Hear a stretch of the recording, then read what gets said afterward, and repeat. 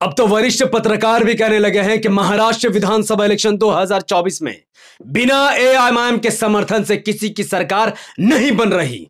ना ही बहुमत से महाविकास अघाड़ी सरकार बना रही है और ना ही बहुमत महायुति को मिल रही है, बल्कि एआईएमआईएम के बिना किसी की भी सरकार नहीं बन सकती है। और साथ ही महाराष्ट्र विधानसभा इलेक्शन 2024 में क्या कामयाब हो पाएंगे एआईएमआईएम के 4 दलित उम्मीदवार? पूरी वीडियो को विस्तार से समझेंगे और जानेंगे। उससे पहले अस्सलामु अलैकुम वरहमतुल्लाहि वबरकात। अल्लाह के नाम से शुरू, जो बड़ा मेहरबान और निहायत रहम करने वाला है। मैं हूं मोहम्मद नफीस अंसारी और आप देख रहे हैं द पॉलिटिकल। 20 नवंबर 2024 जब महाराष्ट्र के 288 विधानसभा के सीटों पर चुनाव कराए जाएंगे और 23 नवंबर 2024 को यह फाइनल हो जाएगा कि महाराष्ट्र में किसकी सरकार बनेगी। महाराष्ट्र में कुल 288 विधानसभा की सीटें हैं। जो भी पार्टी या जो भी गठबंधन 145 विधानसभा की सीटें जीतेंगी या फिर 145 विधानसभा की सीटों का समर्थन हासिल करेगी, महाराष्ट्र में उसी की सरकार बनेगी और उसी का चीफ मिनिस्टर और मुख्यमंत्री बनेगा। महाराष्ट्र के कुल 288 विधानसभा की सीटों में एआईएमआईएम ने मास्टर स्ट्रोक खेलते हुए महज 16 विधानसभा की सीटों पर अपने उम्मीदवार नाफिज किए हैं। 16 में से 12 विधानसभा की सीटों पर कुल मुस्लिम उम्मीदवार है और 4 विधानसभा की सीटों पर एआईएमआईएम ने दलित उम्मीदवार बनाए हैं, दलितों को टिकट दिया है। क्या एआईएमआईएम के 4 दलित उम्मीदवार जीत सकते हैं? क्या एआईएमआईएम के 4 दलित उम्मीदवार एआईएमआईएम का बेड़ा पार लगाएंगे? आइए डिटेल से 1 बाय 1 सीटों को समझते हैं। उसके बाद आपको यह भी दिखाएंगे कि एनडीटीवी के वरिष्ठ पत्रकारों ने एआईएमआईएम के लिए क्या कुछ कहा है। पहली सीट महाराष्ट्र के नागपुर नॉर्थ की। नागपुर नॉर्थ में एआईएमआईएम ने कृति दीपक डोंगरे को अपना प्रत्याशी बनाया है, क्योंकि ये एससी रिजर्व सीट है। यहां पर सिर्फ दलित ही प्रत्याशी बन सकता है। तो एआईएमआईएम की तरफ से कृति दीपक डोंगरे जी को टिकट दिया गया है। अब यहां पर कुल वोटर 1,31,477 एससी वोटर है और मुस्लिम वोटर 54,179 है। यानी यहां पर 14.6% मुस्लिम वोटर है, 35.43% दलित वोटर है और कुल वोटरों की संख्या यहां पर 3,71,089 है। यानी दलित मुस्लिम अगर मिलकर एआईएमआईएम को वोट देंगे तो यहां से एआईएमआईएम जीत जाएगी। 2019 में यहां से कांग्रेस के दलित उम्मीदवार को 86,821 वोट मिला, जबकि एआईएमआईएम को 9,318 वोट मिला।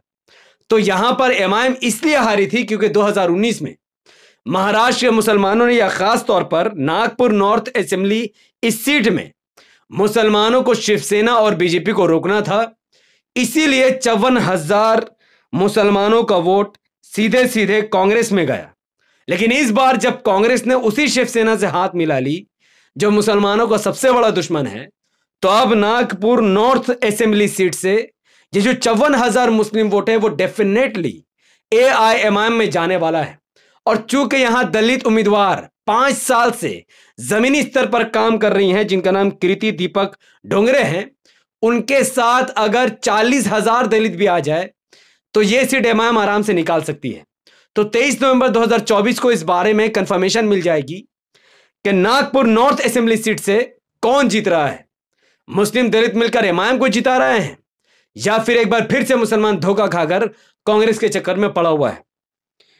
दूसरा दलित सीट कुर्ला। महाराष्ट्र का कुर्ला विधानसभा सीट एससी रिजर्व सीट है।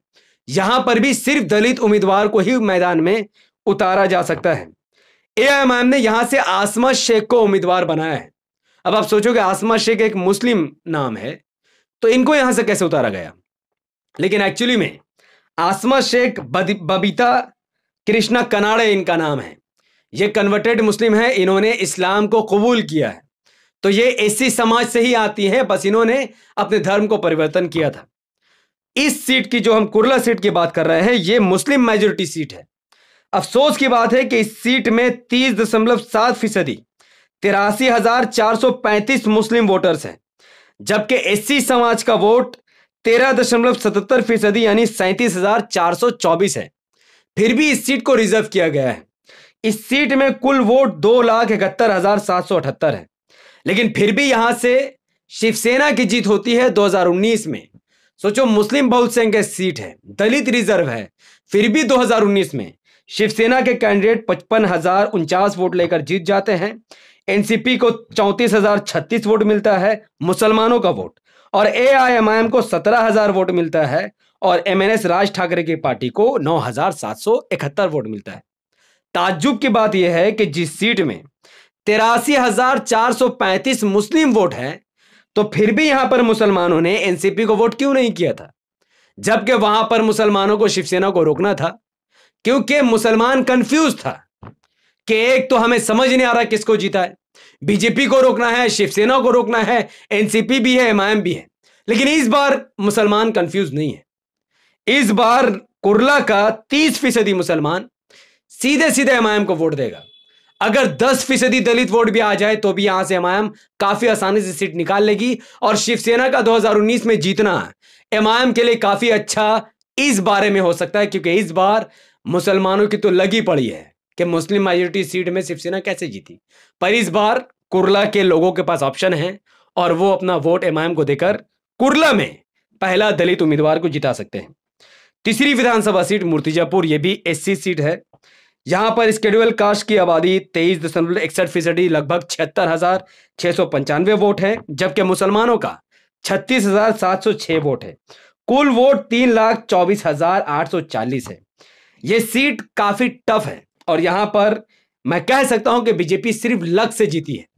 2019 के विधानसभा इलेक्शन में भारतीय जनता पार्टी को 59,527 वोट मिला, जबकि वंचित बहुजन अघाड़ी को 57,617 वोट मिला। सिर्फ 2,000 वोटों से यहां से बीजेपी की जीत और वंचित बहुजन अघाड़ी की हार हुई है, जबकि एनसीपी ने 41,155 वोटों का विभाजन किया। तो आप देख सकते हैं 2019 में वोटों के विभाजन की वजह से भारतीय जनता पार्टी की जीत हुई है। इस बार 2024 में जब मूर्तिजापुर से एआईएमआईएम ने सम्राट माणिकराव सुरवड़े को अपना उम्मीदवार बनाया और एक दलित प्रत्याशी को मैदान में उतारा है, क्योंकि एमआईएम चाहती है कि वोट ना बटे ना कटे, और सीधा सीधा एआईएमआईएम को फायदा हो, ना कि किसी और को। तो अब अगर मूर्तिजापुर के 36,000 मुस्लिम वोटर और सिर्फ 30,000 दलित वोटर अगर सम्राट माणिकराव सुरवड़े को वोट करते हैं, धर्म के आधार पर नहीं बल्कि डेवलपमेंट के आधार पर, तो यह सीट भी निकल सकती है। तो 23 नवंबर 2024 को पता चल जाएगा कि यहां के दलित और मुसलमान किसके साथ खड़े हैं।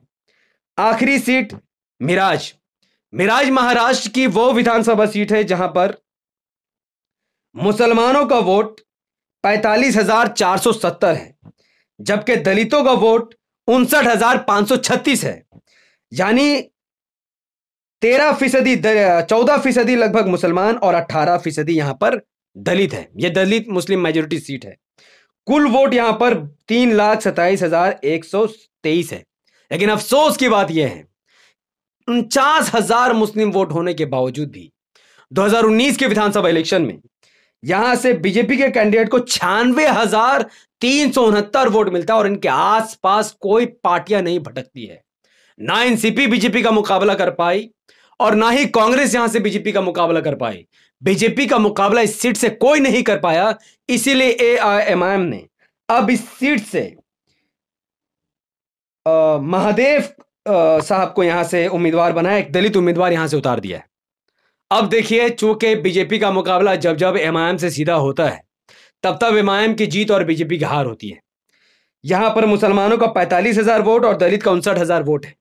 अगर मुस्लिम दलित मिल गए तो यहां से बीजेपी का सफा और एमआईएम की जीत हो सकती है, पर यह बहुत स्ट्रांग सीट है। मैंने पहले ही कहा, इस सीट पर क्या होने वाला है इसका एग्जैक्टली कोई नहीं बता सकता है।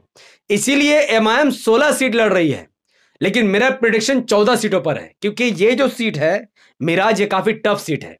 तो 23 नवंबर 2024 को इस बारे में फैसला आ जाएगा कि मिराज में लोग धर्म के आधार पर बीजेपी के साथ जाते हैं या फिर डेवलपमेंट के नाम पर एमआईएम को वोट करते थे। तो ये थे 4 उम्मीदवारों, दलित उम्मीदवारों के डिटेल्स, जो एआईएमआईएम के टिकट पर महाराष्ट्र में अपनी किस्मत को आजमा रहे हैं। लेकिन मैं महाराष्ट्र के लोगों से कहना चाहूंगा कि ये जो आंकड़ा आपके सामने दिख रहा है कि 137 सीटें महायुति जीत रही है, 137 सीटें महाविकास आघाड़ी जीत रही है, दोनों को ही बहुमत से सरकार बनानी है, पर दोनों बहुमत से दूर हैं। दोनों को सरकार बनाने के लिए 8-8 सीटों की जरूरत है, जबकि एआईएमआईएम 16 में से कम 14 सीटें जीत रही है, और अगर 14 ना भी जीते तो कम से कम 8 सीटें जीत रही है। दोनों को सरकार बनाने के लिए 8 सीटों की जरूरत है। अब ना एमआईएम के बिना महायुति सरकार बना सकती है और ना ही महाविकास आघाड़ी सरकार बना सकती है। तो एआईएमआईएम क्या वाकई में किंग मेकर बनने वाली है?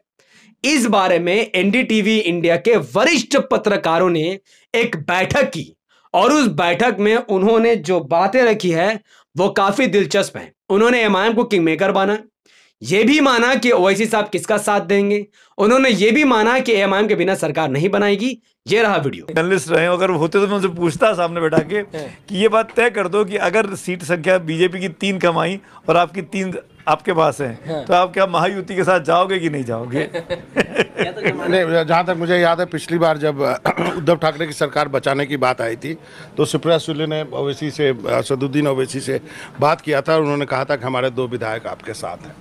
बाबा आपने आघाड़ी के साथ तो हो सकते हैं। हाँ, आघाड़ी के साथ नहीं बाबा, आपने ये कहा कि जिन सीटों पर, तो इस देश के वरिष्ठ पत्रकारों का भी यही मानना है कि एआईएमआईएम किंग मेकर तो बनेगी, चाहे वो कितनी सीट जीते वो किंग मेकर बनेगी।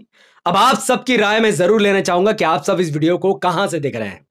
अगर आप सब इस वीडियो को महाराष्ट्र से देख रहे हैं तो इस वीडियो को महाराष्ट्र के कोने कोने में पहुंचाइए, ताकि लोगों की आंख खुले कि यही आखिरी मौका है जब महाराष्ट्र को पहला मुस्लिम सीएम मिल सकता है, चाहे 1 साल के लिए ही क्यों ना हो। यह आखिरी मौका महाराष्ट्र के मुसलमानों के पास है। अगर तुम अपना 16 सीटों का समर्थन एमआईएम को दोगे, 16 में से 14 सीट भी अगर एमआईएम की जिता दोगे, तो बिना एमआईएम के कोई सरकार नहीं बनाएगा। और जब एमआईएम के समर्थन से सरकार बनेगी तो 1 साल के लिए कम से कम मुस्लिम सीएम बन सकता है, और महाराष्ट्र जो पीछे धकेल दिया गया पिछले 5 सालों में, वो इंशाल्लाह पूरे भारत में सबसे मशहूर राज्य बनेगा, सबसे डेवलपमेंट वाले राज्य बन जाएगा, और पहली बार मुसलमान खुद को सुरक्षित महसूस करेंगे और सत्ता में उनकी हिस्सेदारी होगी। तो इस वीडियो को लाखों लोगों तक पहुंचाने के लिए इस वीडियो को लाइक कीजिए, शेयर कीजिए, कमेंट कीजिए। अगर आपने अब तक हमारे चैनल द पॉलिटिकल को सब्सक्राइब नहीं किया है तो इसे सब्सक्राइब करके बेल आइकन को हिट कर लीजिए। अगर आप सब इस वीडियो को हमारे फेसबुक पर देख रहे हैं तो इसे लाइक और फॉलो कीजिए, और प्लीज कमेंट पर बताइए कि आप सब इस वीडियो को किस राज्य से देख रहे हैं, आपकी नजर में कौन सी पार्टियां कितनी सीटें जीत रही हैं।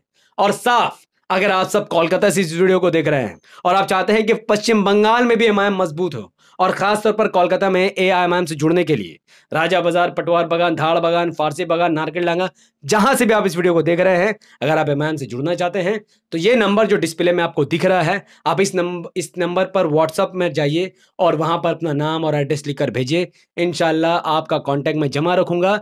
10,000 लोग जमा होते ही इंशाल्लाह ऑफिशियली वेस्ट बंगाल में एमआईएम आएगी, और जो महाराष्ट्र में एमआईएम किंग मेकर बनने वाली है, एक दिन वेस्ट बंगाल में भी एमआईएम किंग मेकर बनेगी। बहुत बहुत शुक्रिया।